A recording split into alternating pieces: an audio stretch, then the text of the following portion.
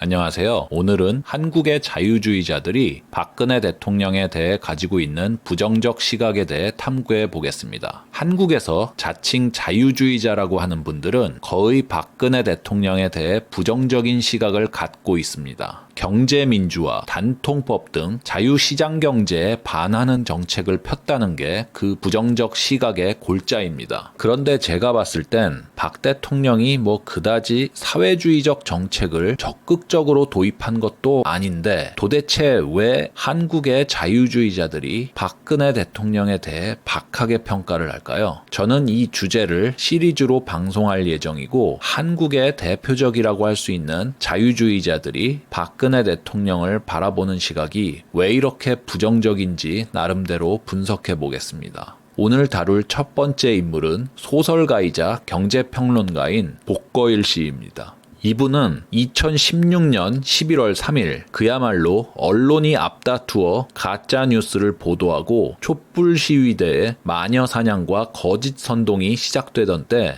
한국경제신문의 기고한 칼럼을 통해 박 대통령한테 하야를 권합니다. 박 대통령이 하야를 하면 형사처벌을 피하기 어렵겠지만 도덕적 권위 정도는 조금 건질 수 있다고 합니다. 자유국가에서 개인은 범죄 사실의 확인 없이 처벌받아선 안 됩니다. 법정에서 범죄 사실이 확정되기 전까지는 무죄 추정의 원칙에 따라야 합니다. 그런데 복거일 씨는 박근혜 대통령이 하야할 만한 죄를 저질렀다고 마음대로 단정하고 더 나아가 그가 처벌받아도 감수하는 게 옳다고 얘기하고 있죠. 복거일 씨는 대통령의 도덕적 권위가 사실의 확인이 아니라 여론에 좌우된다고 믿고 있는 것 같습니다. 복 씨의 논리대로라면 대통령이 아무런 죄를 짓지 않아도 국민들의 신뢰를 잃었을 때 대통령직에서 물러나야 하고 짓지도 않은 죄로 처벌을 받아야 합니다. 제가 칼럼의 일부를 읽어보면 박 대통령은 아마도 사면받지 못할 것이다. 그리고 혼자서 온갖 수모를 감당해야 할 것이다. 하야가 박 대통령 자신보다는 나라를 앞세운 결단이므로 그것은 도덕적 선택이다. 한마디로 나라와 우파를 위해 네가 희생해라 라는 논리죠. 그런데 마녀 사냥의 피해자더러 너 하나 희생되면 우리가 산다 라는 게 개인주의입니까?